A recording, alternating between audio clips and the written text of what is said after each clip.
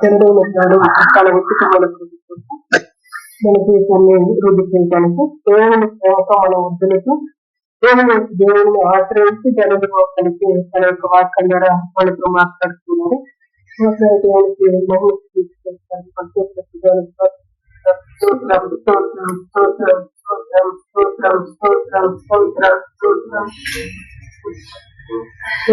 అదే రీతిగా పద్ధతితో మనం కలిసి దేవుని శక్తులు మనం అనుభవించాలని తన పరిశుద్ధ వాక్యం చేత మన బలపరుస్తుంది.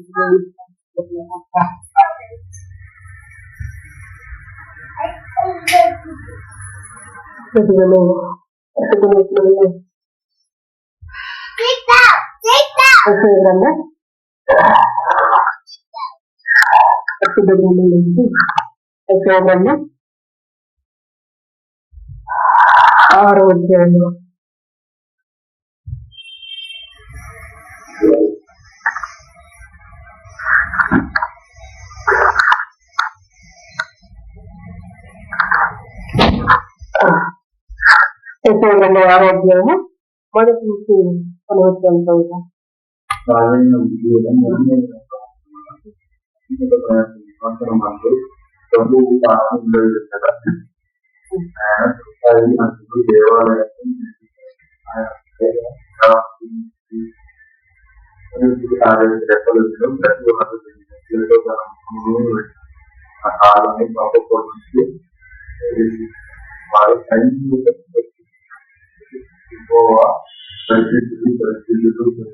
సర్వలోకము ఆయన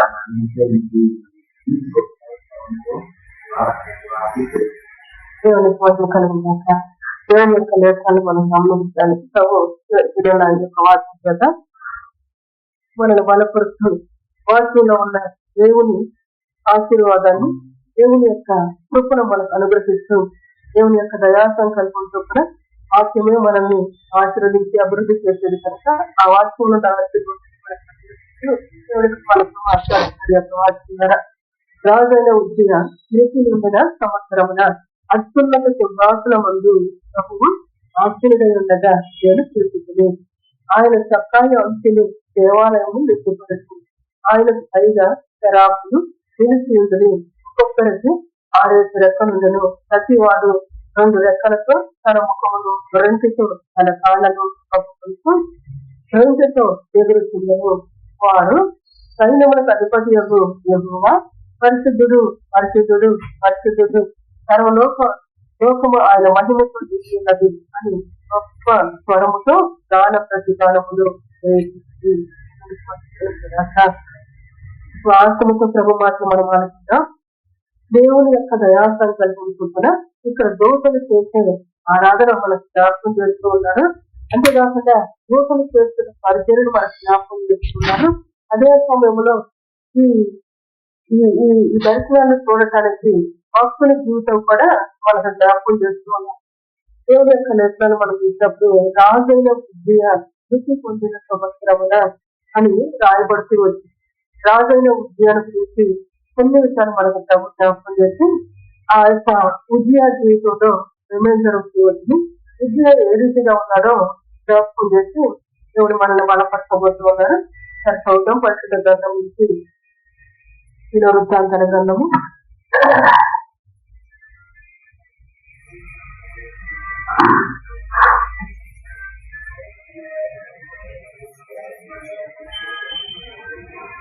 3వ వృత్తాంతర గ్రంథము 26వ అధ్యాయము 6వ అధ్యాయము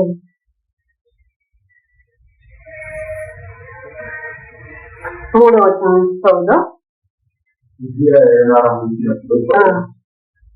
16 వాడే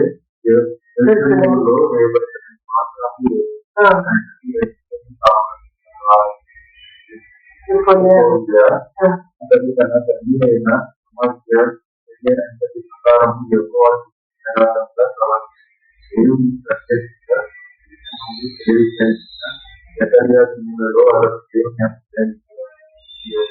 ఆశ్రయించి దేవుడు దేవునికి మహిమ కలుగునుగాక.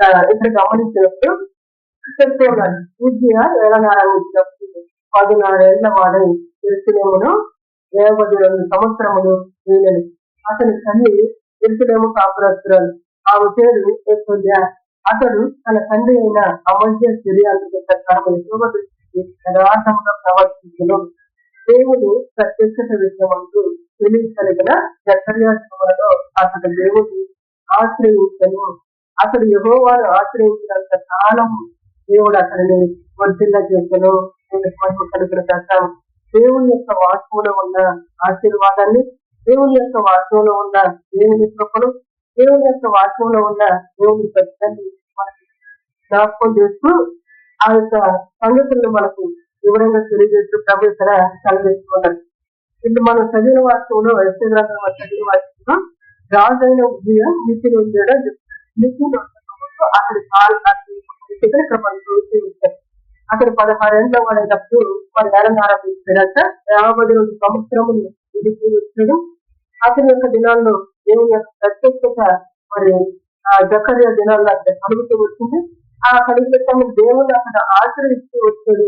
ఎంతకాలం అయితే దేవుడిని అక్కడ ఆశ్రయిస్తూ వచ్చాడు విజయాన్ని, అంతకాలం కూడా అతడు వడ్డీలు వచ్చాడని దేవుని యొక్క లెక్క సెలవిస్తుంది. అంతేకాకుండా ఆ యొక్క విషయాలను మనం గమనిస్తే ఏ విధంగా వడ్డీలు చూపిస్తాడో అన్ని కూడా రాయబడుతూ వచ్చాయి అనమాట.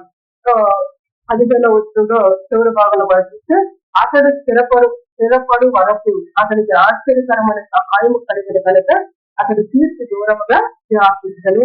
ఈ విద్య అనే వ్యక్తి అతను స్థిరపడే వరకు కూడా ఆశ్చర్యకరంగా దేవుడి సహాయం అందించకుండా అతని కీర్తి బహు దూరంగా వ్యాపిస్తూ వచ్చినట్టుగా దేవుని యొక్క లెక్కలు సెలవిస్తుంది.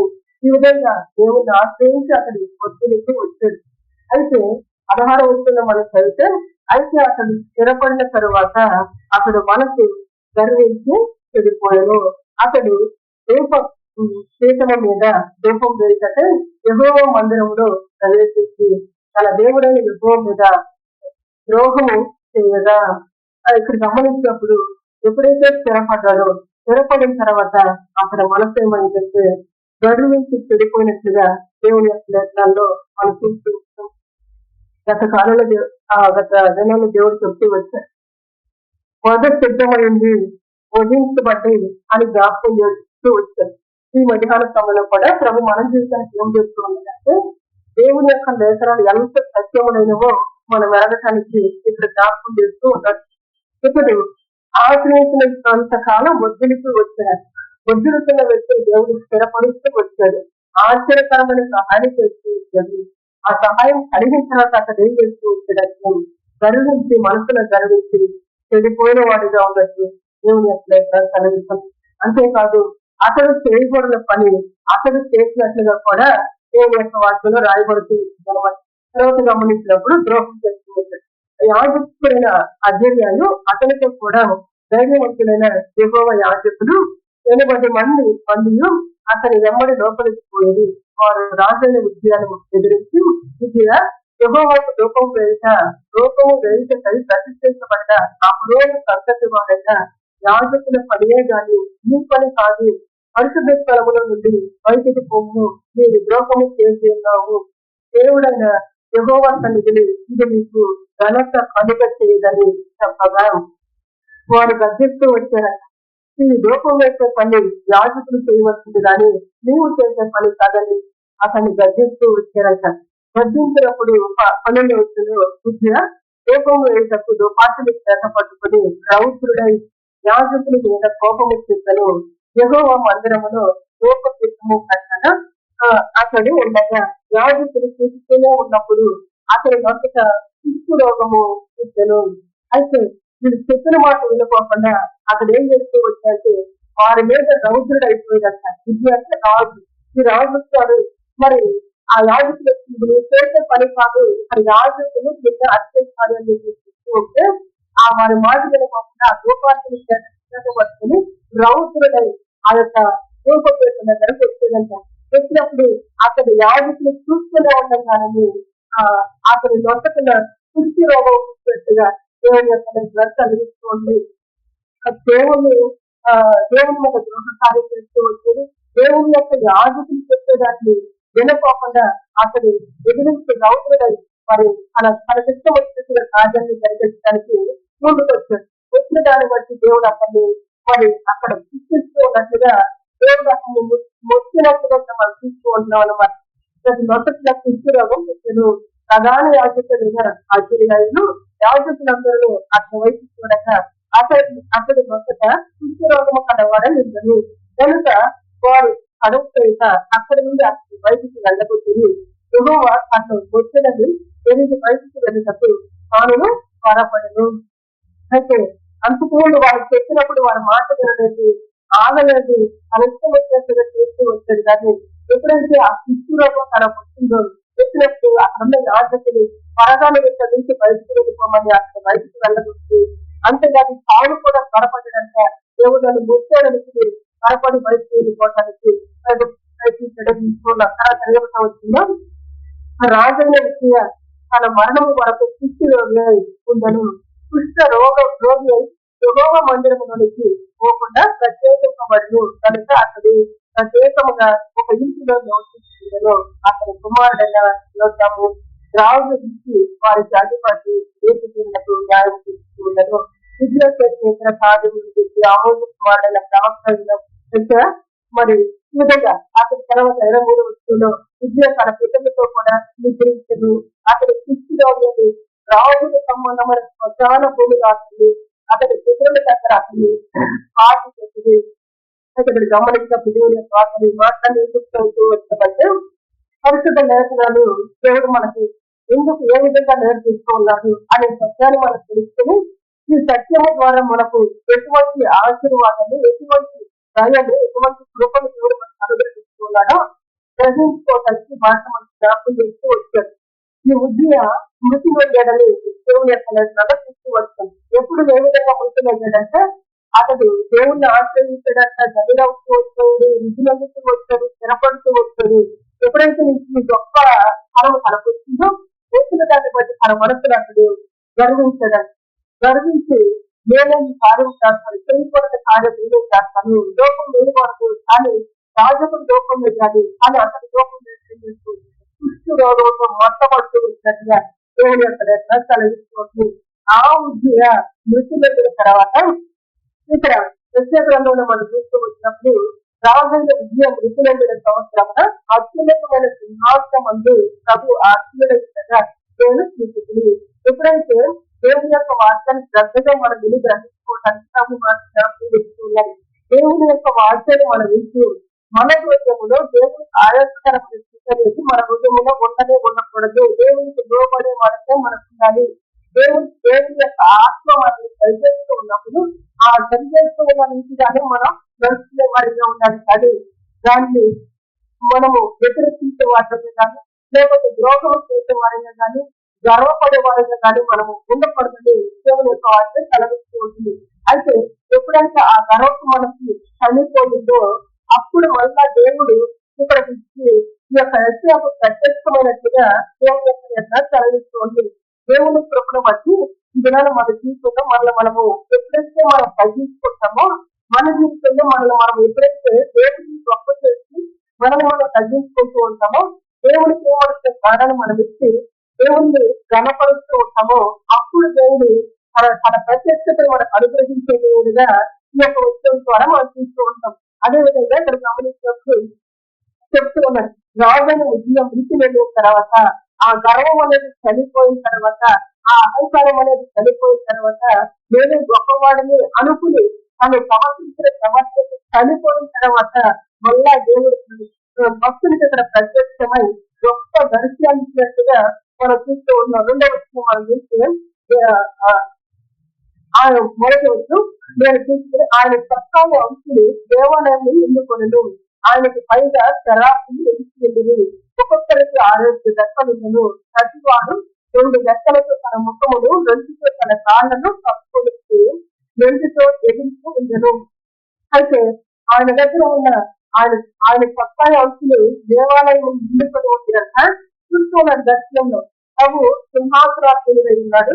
ఆ సింహాసనార్థులుగా ఉన్న మన దేవుని చూసి చెప్తూ ఉన్నాడు. ఆయన సత్తాయి అంశులు దేవాలయం ఎన్నుకొని ఉన్నది తర్వాత ఆయనకు పైగా శరాబు నిలిచి ఉన్నారు, తన దోషలు నిలిచి ఉన్నారని చెప్పేసి కింద పుస్తకంలో రాయబడి మహాదోషలు నిలిచి ఉన్నారని నిలిచి వారు ఏం చేస్తూ ఉన్నారంటే ఆయన మహిమను, ఆయన యొక్క పరిస్థితులకు వారు చూడండి ఏం చేస్తూ ఉన్నారంటే వారు రెక్కలతో 2 రెక్కలతో వారి ముఖాన్ని కప్పుకున్నారంట, 2 రెక్కలతో వారి యొక్క కాళ్ళను కప్పుకున్నారు, 2 రెక్కలతో 6 రెక్కలు కలిగి వాళ్ళు 2 రెక్కలతో వారు ఎగురుతూ మరి దేవుణ్ణి ఆరాధిస్తూ ఉన్నట్టుగా దేవుని యొక్క లేఖ సెలవిస్తూ ఉంది. ఆ ఆరాధన కూడా ఏమని చేస్తుందంటే వారి మీద చూపిస్తే వారు సైన్యములకు అధిపతి అని యెహోవా పరిశుద్ధుడు పరిశుద్ధుడు పరిశుద్ధుడు సర్వలోకము ఆయన మహిమతో నిండుతున్నది అని గొప్ప స్వరముతో గాన ప్రతిగానాలు చేస్తుంది. దేవునికి మహిమ కలుగును గాక. ఈ సంగమా దేవుని యొక్క వాక్యము మనతో మాట్లాడుతూ ఉన్నట్టు ఆ వాక్యములో జీవం ఉంది, ఆ వాక్యము బలమైంది, ఆ వాక్యము మన జీవితానికి కట్టదిచ్చేది, ఆ వాక్యము మనల్ని దేవుని మార్గంలో నడిపించేదని, ఆ వాక్యమైన మన జాగ్రత్త పెట్టుకుని ఆ వాక్యమే నన్ను పరిశుద్ధపరిచేది, పరిశుద్ధమైన జీవితం ఆ వాక్యం ద్వారా నాకు తెలియదని వాక్యము ఎదుట మనము దీనిలో కావాలి. ఆ దీనత్వం ఎప్పుడైతే మనకు వస్తూ ఉంటుందో మనము దేవుని చేత దయ పొందే వారిగా ఉంటాం, దేవుని చేత కృప పొందే వారిగా ఉంటాం. ఆ దీనత్వం మనకు ఎప్పుడైతే వస్తుందో ఆ దీనంలో ఆయన దర్శన పెట్టే దేవుడిగా ఉంటాడు. అంతేకాదు ఆ దీనత్వమైన మనసు మనలోకి వచ్చి దేవుడు ఆ దీనులను కరుణించి లేవనెత్తి ఉన్నతమైన స్థితిలో ఉంచే దేవుడిగా ఉన్నాడని పరిశుద్ధ సెలవిస్తోంది. ఇక్కడ ఈ శరాపులు మహాయోగుల కూడా ఎత్తుకోండి అంటే దీనత్వాన్ని ధరించి దేవుని యొక్క ప్రభావాన్ని వారి కన్నులతో చూడలేక వారు ఏం చేస్తూ ఉన్నారంటే రెక్కలు కప్పుకున్న రెక్క ముఖములకు, తర్వాత కాళ్ళకు వాళ్ళ యొక్క రెక్కలు కప్పుకున్నారు, తర్వాత 2 రెక్కలతో పరిస్థితిని గాఢ ప్రతిదానాలు చేసుకున్నట్టుగా దేవుని యొక్క కలిగిస్తుంది. ఈ యొక్క మనకి దేవునితో అంటుపడుతూ ప్రభు చెప్తున్న మాట ఏంటంటే మన హృదయంలో గర్వము ఎదిగే అహంకారం అనేది, మన హృదయంలో నీరు చూపులు అనేది, లేకపోతే దేవునికి అయిష్టమైన స్థితి మన హృదయంలో ఉన్నప్పుడు దైవ ప్రత్యక్షతను మనం ఎరగలేము, దైవ ప్రత్యక్షతను మనం పొందలేము. దేవుని యొక్క ప్రత్యక్షత మనకు కలగాలంటే దేవుడు కూడా మనల్ని మనం తగ్గించుకుని దేవుని నామాన్ని మాత్రమే హెచ్చించే వారిగా ఉండాలి అనగా ఇక్కడ చెప్పిన ప్రకారం వాక్యాన్ని మనం చూసి వచ్చాం. దేవుని శాసన గ్రంథంలో వాక్యం ఏమైతే వచ్చిందంటే దేవాది దేవుడు యాజకులు మాత్రమే దూపం వేయాలి అని చెప్పుకొచ్చింది. చెప్పిన దాని ప్రకారం చేసినప్పుడు దేవునికి మహిమ కలుగుతుంది, మనల్ని మనం తగ్గించుకున్న వారిగా ఉంటాం. కానీ ఇక్కడ వాక్యం తెలిసిన వ్యక్తి, వాక్యం తెలిసిన వ్యక్తి వాక్యాన్ని అనుసరించుకోకుండా ఏం చేస్తూ అంటే చెప్పిన దాని ప్రకారం చేయకోకుండా కనిష్ట ప్రకారం చేస్తూ వచ్చాడు అనమాట. ఈ రోజున మన జీవితంతో కూడా ప్రభావిస్తున్నారు. దేవుని యొక్క వాక్యం మనకు చెప్తూ వస్తే వాక్యం చెప్పిన దాని ప్రకారం మనం దేవునికి లోపడే వారిగా, దేవుని అనుసరించే వారిగా మనం ఉండాలి.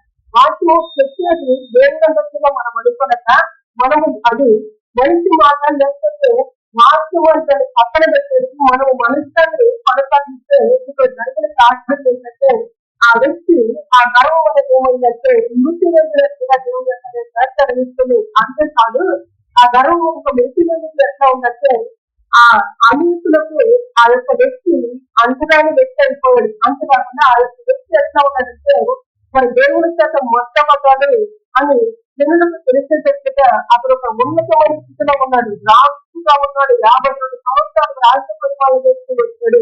దేవుని చేత మొట్టమొదటని జనులకు తెలిసినట్టుగా ఆ వ్యక్తి మరి ఆ యొక్క మందిరం లోపలికి ప్రవేశించడానికి అర్హత లేని వ్యక్తిగా మార్చబడినట్టు దేవుని యొక్క వాక్యం చదివిస్తోంది. ఈ సందర్భంగా అత్యద్భుతంగా దేవుడు మన జీవితాల్లో దర్శించి మన బలపరిచే దేవుడిగా దినాలు మనతో మాట్లాడుతూ ఉన్నారు. ఇక్కడ దేవుని దగ్గర ఉంది, దేవుని పైగా ఉన్నాయంట.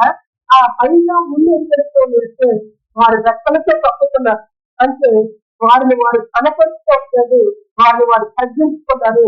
అటు జీవితమే దేవుడు మన ముందు కూడా కోరుతూ ఉంది. దేవునికి మధ్య కలుగులుగాక. దేవుడు మనలో కనబడాలి, మనం మనం తగ్గించుకోవాలి, దేవునికి మధ్య కలుగులుగాక. అదే రీతి గమనించినప్పుడు ఈ ముఖాన్ని తప్పుకుని ఏం చేస్తున్నారంటే మరి వారు తగ్గించుకోవటమే కాకుండా దేవుని నామాన్ని గణపరుస్తూ దేవుని నామాన్ని గొప్ప చేస్తూ ఉన్న వారిగా కనపడుతూ ఉన్నారు.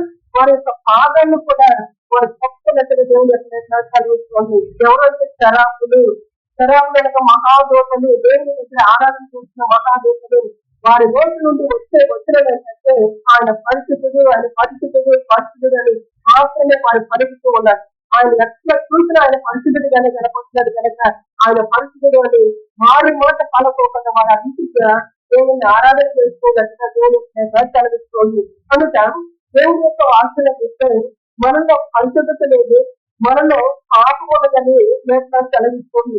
పరిశుద్ధత లేని మన జీవితాన్ని దేవుడు చేస్తే దేవుని వాక్యము ద్వారా మనతో మాట్లాడి వాక్యము చేత పరిశుద్ధపరుస్తూ దేవుని యొక్క ఆత్మ చేత పరిశుద్ధపరుస్తూ దేవుని యొక్క విలువైన రక్తము చేత మనం సిద్ధులుగా చేస్తూ ఉన్నప్పుడు మనం ఇంకా ఎంతగా మనం తగ్గించుకోవాలో ఈ యొక్క వాక్యం ద్వారా మనం గమనించుకోవాల్సిన వారిగా ఉంటాం.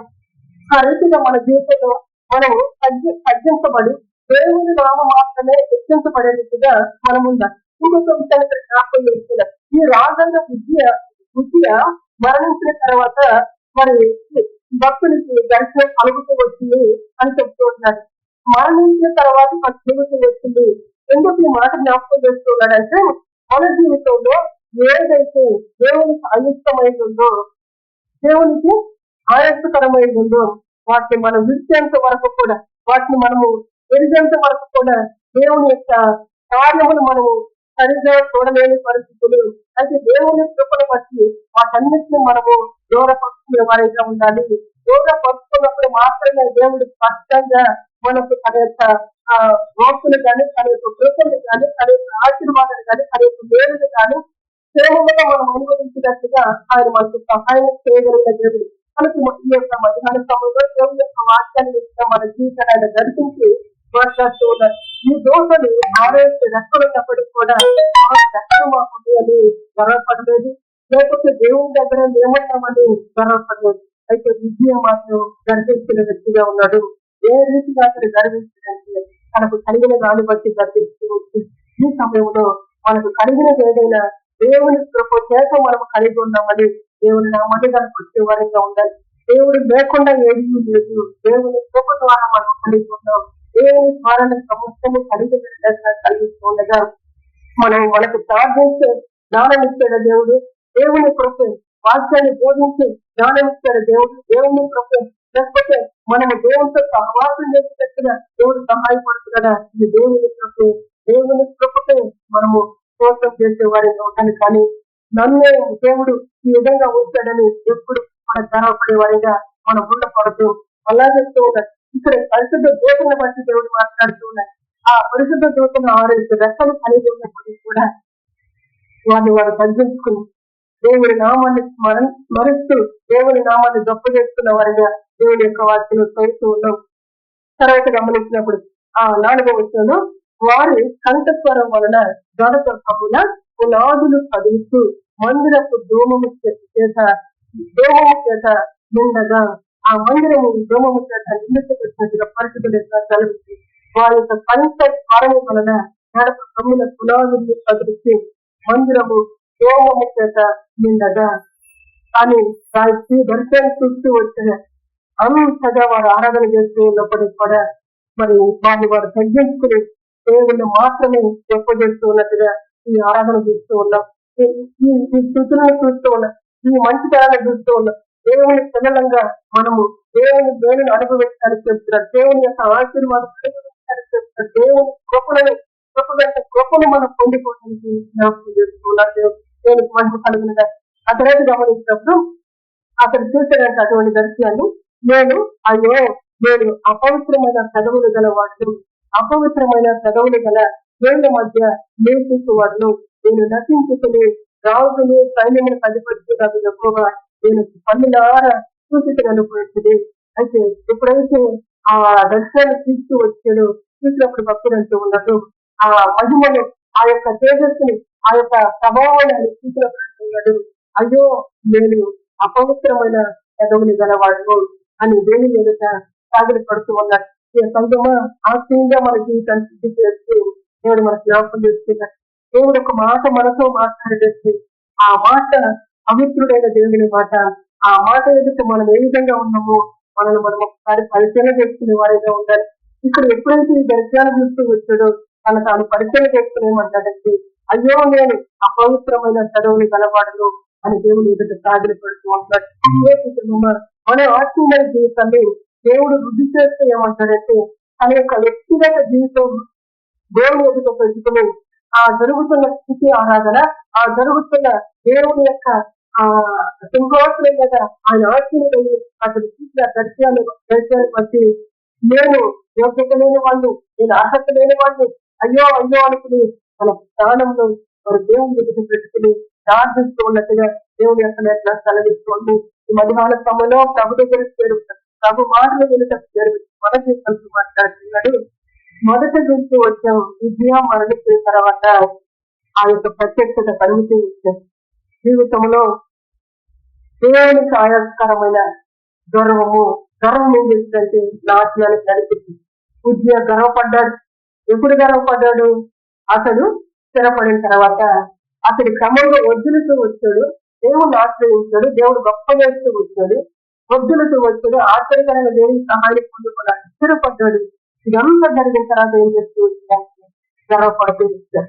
ఈ రోజు మనకు సన్నిధి ఇచ్చాడు, సహవాసం ఇచ్చాడు, దేవుని మాటలు వినడానికి ఆయన గురించి ఉన్నాడు. ఏ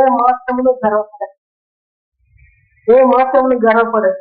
దేవుని మాటకు విధేయత చూపిస్తూ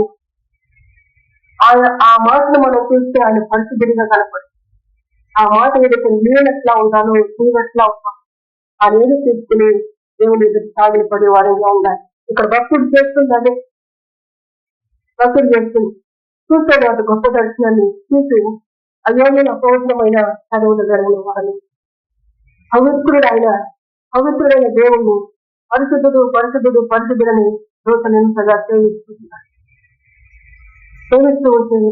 ఆ పరిశుద్ధుడైన దేవుణ్ణి చూడటానికి కూడా యోగ్యత లేని వాళ్ళని, అర్హత లేని వాళ్ళు అన్నట్లుగా పన్నుతాను తగ్గించుకుని దేవుని ఎదుట వారు సాగిన పడుతూ ఉంటున్నారు.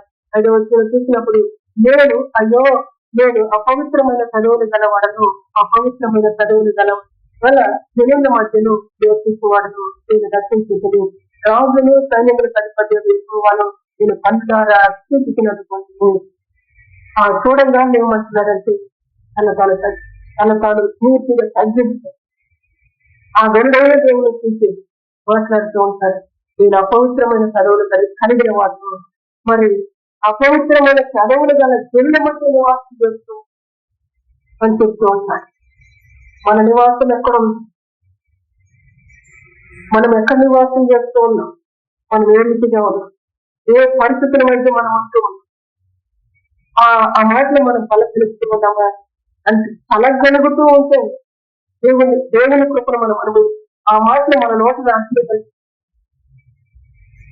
మనం ఏం చేస్తూ ఉంటామంటే లోపల పూర్తిగా గర్వించినట్లుగా, పూర్తిగా తను తాను గొప్ప చేసుకున్నట్లుగా తను దోపం వేయకూడదు, కానీ తనకి దోపం వేయడానికి పాత్రనిచ్చే పట్టుకుని వెన్నుడి కారణాలు దేవుడు అతన్ని వచ్చినప్పుడు ఇస్తుగా అతనికి కలుగుతూ వచ్చినది దేవుని ఎక్కడ కలిగిస్తుంది.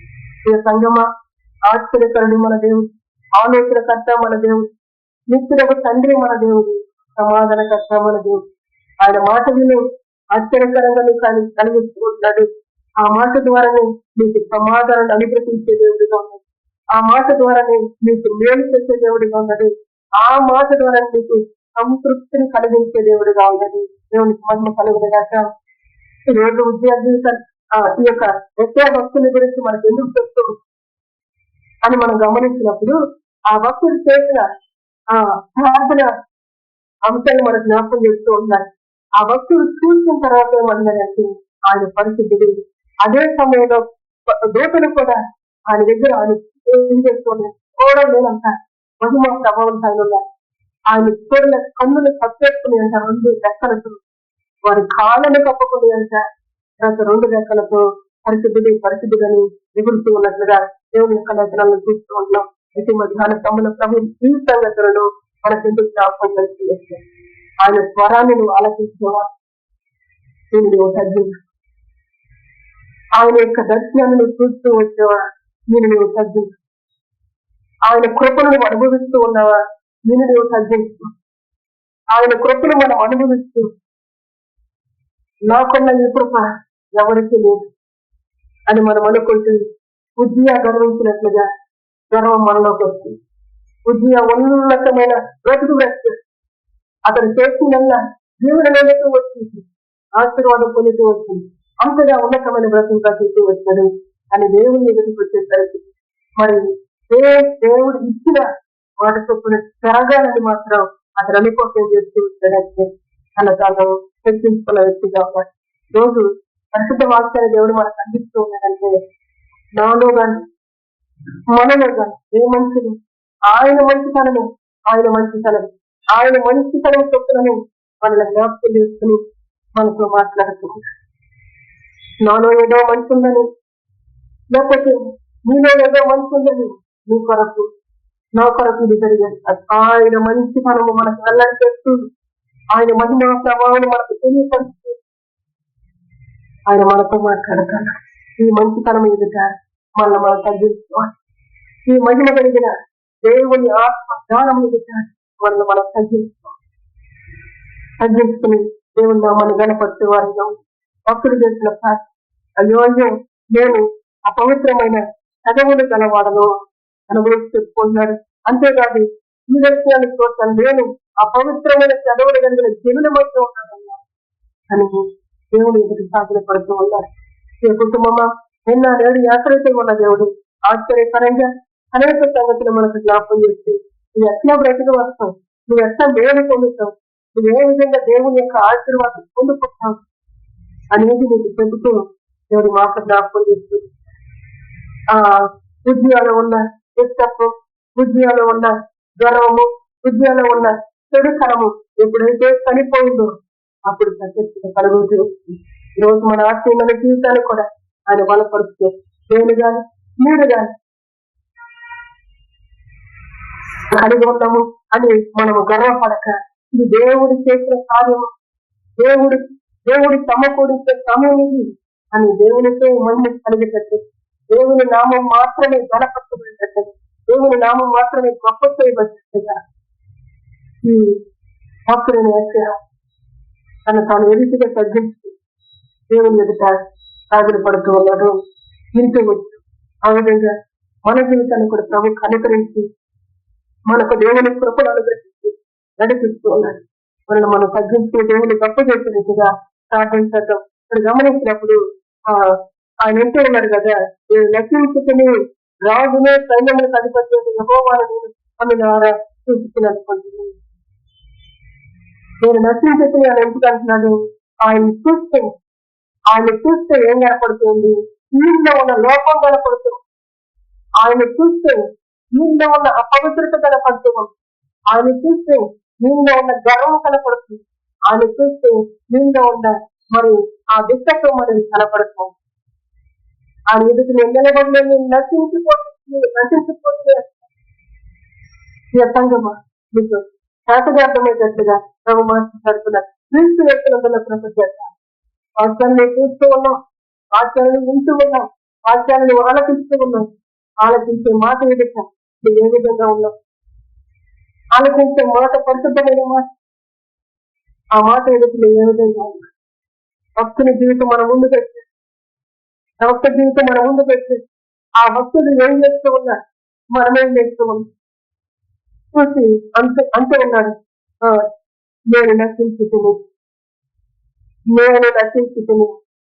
నేను అనే దానిలో ఏముందో అది నశించిపోయి మన జీవితంలో విజయాలాగా నేను అనుకుని గర్వపడేటట్లుగా పరిస్థితులు ఏమన్నా ఉంటే తక్షణమే వాటిని విడిచిపెట్టి దేవుని నామాన్ని మహిమపడతాం. ఎందుకనగా విజయాన్ని నేను అనుకున్నాడు, నేను గొప్పవాళ్ళని అనుకున్నాడు, లేకపోతే నేను ఒక పట్టణాన్ని 52 సంవత్సరాలు ఏనుగు అనుకున్నాడు, అంతేకాదు నా కీర్తి బాబు దూరం వ్యాపించిపోయింది అనుకున్నాడు.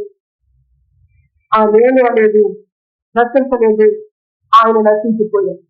ఇక్కడ భక్తుడు అంటూ ఉన్నాడు, నేను నశించుకుని నీ జీవితంలో మన జీవితంలో దేవుని వాక్యం మన ఏర్పడినప్పుడు ఇంకా ఆ వాక్యం ఎదుట ఏ దోషము, ఏ అపరాధము, ఏ దుష్టము, ఏ గర్వము, ఏ చూపులు ఏం కనపడుతున్నాయో అది నశించుకోవాలి. ఏ కుటుంబం దేవుని కృపను అనుభవించి దేవుని నామ మహిమార్థం ఆయన గణపరుస్తూ ఆయనకు విలువనిస్తూ ఆయన యొక్క కృపతో గణితమవటానికి మనం తగ్గించుకోవాలి. అందుకే ఇక్కడ అంటూ ఉన్నారు భక్తులు, మరి నశించుకుని రాజునే సైన్యములు కట్టుకోవాలని నేను పట్టుదల సూచించాలనుకుంటుంది. అప్పుడు ఆ శరాపులలో ఉన్నప్పుడు తాను మనుషము నుండి 6 తీసిన నిప్పును చేత పట్టుకుని నా ఎందుకు ఎదురు వచ్చి నా నోటికి దానిని తగిలించి, ఇది నీ పెదవుల తగిలిన గనక నీ పాపములకు ప్రాయశ్చిత్తమను, నీ దోషము తొలగిపోయాను అనను. హల్లెలూయా. దేవుని నామ మహిమార్థంగా ఎప్పుడైతే తాను ఒప్పుకున్నాడో, నేను అనే అహంకారం నశించిపోతూ వచ్చిందో, తాను ఒప్పుకొని నేను అపవిత్రమైన చదువులు కలిగిన వాటిలో అపవిత్రమైన జన్మల మధ్య నేను ఉన్నాను, నేను చూడటాన్ని కూడా అతను ఏం చేస్తున్నాడు వాడున్నట్టుగా తాను ఎప్పుడైతే తగ్గిస్తున్నాను, అప్పుడు వెంటనేనంత ఏం జరుగుతూ వచ్చిందంటే మరి ఆ యొక్క దోషం ఇది. అప్పుడు శరాపులలో ఒకడు తాను బలిపీఠం మీద నుండి ఆరుతో తీసే నిప్పును చేత పట్టుకుని నా ఎద్దకు ఎదురు వచ్చి నా నోటికి దాన్ని తగిలించను. బలిపీఠం మీద నుండి తీసిన నిప్పును తీసుకొచ్చాక ఆ నోటికి తగిలించి, అదే బలిపీఠం మీద ఉన్న నిప్పు ఏంటంటే పరిశుద్ధ అగ్నిని తీసుకొచ్చి తన నోటికి తగిలించినప్పుడు, ఇది నీ పెదవులకు తగిలిన కనుక నీ పాపములకు ప్రాయశ్చిత్తమయను, నీ దోషము కలిగిపోయను అనను. దేవునికి మహిమ కలుగులుగా తీర్పు చేస్తున్నప్పుడు వల్ల జ్ఞాపకం చేసుకుంటాము. దేవుని స్వరాన్ని నీకు విన్నా, దేవుని వాక్యము నీ వెనుకడికి వచ్చినా, దేవుని యొక్క దర్శనం నీ యొక్కకు వచ్చినా, దేవుని బట్టి నువ్వు గర్వపడొద్దు, దేవుని బట్టి నువ్వు అతిశయించొద్దు. ఆ మాట పరిశుద్ధపడింది, ఆ దర్శనం చాలా ప్రభావం కలిగింది. అయితే దేవుని ఎదుట నువ్వేంటో నీ స్థితి ఎరిగి, ఇక్కడ భక్తుడు ఎరిగింది, తన స్థితిని ఎరిగి దేవుడికి చెప్పిన వెంటనే అక్కడ నుండి ఆ బలిపీఠం జరిగింది. కారు తీసుకొచ్చంట ఆ యొక్క చదువులకు తగిలించినప్పుడు అతడు పరిశుద్ధుడైనట్లుగా, పాపం తొలగిపోయినట్లుగా, ప్రాయశ్చిత్తం అడిగినట్లుగా దేవుళ్ళకి కలిగింది. ఇంత తెలుసుకున్నాం, ఇంత నేర్చుకుంటూ వచ్చినాం. మన జీవితానికి ప్రాయశ్చిత్తం కలగాలి, పాపం తొలగిపోవాలి. అప్పుడే మన జీవితంలో పరిశుద్ధత నిలిచి ఉంది, పవిత్రత నిలిచి ఉంది. ఇది జరగకపోతే పాపం అపవిత్రమైన ఆలోచనలు ఇవన్నీ కూడా మనకి లోపల నిలిచి ఉంటుంది. మనకు దేవుని యొక్క వాక్యాన్ని నిలిచి ఉన్న మన జీవితంలో మన జ్ఞాపకం చేసిన సత్యాన్ని అలా జ్ఞాపకం చేస్తున్నాడు. నీవు దేవుని దగ్గరకు వచ్చినప్పుడు ఉజ్జియా మరణించిన తర్వాత ఇక్కడ చూస్తే నేను నటించుకుని వెళ్తాను. ఏ వయసే నటించాలో, ఏ వయసే కనుక్కోవాలో వాటిని పంపేవాడిగా మనం ఉండాలి. దేవుని యొక్క లేఖనాల్లో మనం చూస్తే పరిశుద్ధ గ్రంథంలో రాయబడిన మాట చెప్తారుగా ఉందో,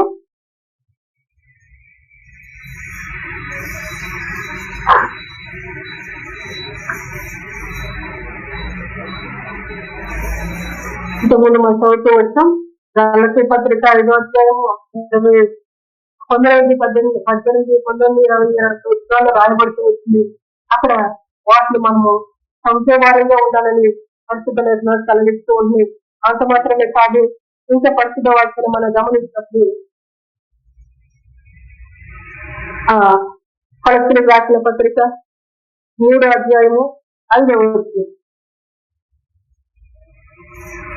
కావున భూమి మీదనున్న మీ అవయవములను అనగా జారత్వమును, అపవిత్రతను, కామాతురతను, దురాశను, విగ్రహారాధన అయిన ధనాపేక్షను చంపివేయుడి. ఉజ్జియా మరణించి, ఉజ్జియా ధనవంతుడైపోయి, ఉజ్జియా గొప్పవాడైపోయి మనసును గర్వించాడు. అయితే ఆ గొప్పదనాన్ని ఎప్పుడు కూడా మన మనసులోకి వచ్చి గొప్పగా చూసేవారిగా ఉండకూడదు, అని చంపేవారిగా మనం ఉండాలి. అంటే ఆ ధనం మన దగ్గర ఉండకోకుండా పడవేమని కాదు, కానీ ఇక్కడ దేవుని యొక్క వాక్యం చెప్తుంది, దానిని నమ్ముకొనవద్దు. దేవుని నమ్ము, దేవుని నమ్ము, దేవుని ఆశ్రయించు. నీ అవసరాలన్నీ ఆయన తీర్చే దేవుడు, నీ అక్కరలన్నీ ఆయన తీర్చే దేవుడు, నీకు కావలసిన ఆయన ఇవ్వగలిగిన దేవుడు. ఆయనకు అసాధ్యమైన దేవుడు, ఆయనకు సాధ్యం కనుక ఆయన ఇవ్వగలిగినది. మనకి ఇదండి అదుంది అని కర్ణించే మనసు మనలో ఉండకూడదని చెప్తూ ఉన్నారు. అందుకే ఇక్కడ రాయబడుతూ వాటిని మీరు చంపివేయడి, వాటి వలన దేవుని యొక్క ఉగ్రత అవిధేయుల మీదకి వచ్చును. వాటి వలన దేవుని యొక్క ఉగ్రత, అవి సంపద, వాటిని మనము ముందుగా చేసుకుని దేవుని మాట మన యుద్ధకు వస్తే, దేవుని దర్శనం మన యుద్ధకు వస్తే, దేవుని స్వరం మన వినికిడిలోకి వస్తే, దేవుని గొప్ప చేత వాటిని మన మనసులో ఉంచి అవిధేయులైన వారి మీదకి దేవుని యొక్క ఉగ్రత వచ్చును. పూర్వము వారి మధ్య జీవించినప్పుడు మీరును వీటిని అనుసరించి నడుచుకోవచ్చు. ఇప్పుడైతే మీరు కోపమును, ఆగ్రహమును, విస్తత్వము, వేసన, మీ రోత జీతుడును వీటన్నిటిని విసర్జించుడు, వీటన్నిటిని కూడా చంపివేయాలి. తర్వాత రాస్తూ ఉన్నాడు, ఒకరితో ఒకడు అబద్ధం ఆడకుడు అనగా ప్రాచీన స్వభావములు దాని శీలత కూడా మీరు పరిశోధించి జ్ఞానము కలుగులేము దాన్ని సృష్టించిన వాడు పోలికి చొప్పున నూతన పరచబడుతున్న నవీన స్వభావములు ధరించుకొని ఉన్నారు. దేవునికి మహిమ కలుగులుగాక. ఆరుగా నవీన స్వభావాన్ని ధరించుకున్న వారిగా మనం ఉండాలి. ఇక్కడ యొక్క యెషయా భక్తుని తీసుకున్న మనం చూసుకోవచ్చు. నవీన స్వభావాన్ని ధరించుకున్నారు, దర్శనాన్ని చూశారు, నవీన స్వభావాన్ని ధరించుకున్నారు. నేను అనేది నశించిపోతూ వచ్చింది. నవీన స్వభావాన్ని ధరించుకున్నాడు కనుకనే తన పాపాలు చేయగలుగుతూ వచ్చింది, సాయశక్తం కలుగుతూ తన పాపము పెరిగిపోతూ వచ్చింది. దేవునికి మహిమ కలుగునుగాక. మనం బ్రతకాలంటే ఎన్నో అవసరాలు మనకు, అవసరాలన్నీ తీర్చబడాలి, దేవుని జరగాలి. భక్తుల యొక్క జీవితం మనం చూస్తే ఎవరిని దేవుడు తక్కువ వారిగా ఉంచలేదు. దావీదు భక్తుడు అన్నాడు, ఒక ఉన్నతమైన వ్యక్తిగా బ్రతికించాడు. అబ్రహామును పిలిచాడు, అబ్రహాము బాబు ధనవంతుడిగా ఉంటాడు, ధనం ఉండటం తప్పేం కాదు అని దానినే నిండగా మనం పెట్టుకుని హృదయం అన్ని గర్వించే వారిగా మనం ఉండకూడదు. ఆ గర్వించిన దాన్ని బట్టి ఆ గర్వించిన దాన్ని బట్టి అతడు దేవుని చేత మొత్తబడుతూ ఉంటాడు. మనకి మధ్యాహ్న సమయంలో ప్రభు యొక్క వాక్యాన్ని విట్టి వచ్చిన మన జీవితాన్ని ధైర్యపరుస్తూ నిత్య ఆశీర్వాదానికి పాత్రలుగా మనం దేవుని చేత కట్టబడుతున్న తరుణంగా ఆయన మనల్ని దీవించి నడిపిస్తూ వచ్చాడు. ఈ మాటలను యోధపడుతుంది, ఈ మాటలు మన వెనుకడిలో పడుతుంది. ఈ మాట ద్వారా మనల్ని మనము దేవునికి అప్పగించుకోవచ్చు. అయ్యా ఈ మాట చాలా పవిత్రమైన, ఆ మాట ఎదుట నా మనసు ఈ విధంగా, ఆ మాట ఎదుట నా హృదయం ఈ విధంగా ఎక్కడ చెప్పిన రీతిగా దేవునికి చెప్తాను. దేవుని నామాన్ని మనం దేవునికి చెందవలసిన ఘనత దేవునికి మాత్రం తెచ్చేసి ప్రార్థన చేసుకున్నాం. దేవుడి పరిశుద్ధ వాక్యాన్ని మన వెనుకడిలో దీవించిన గాక. అవును.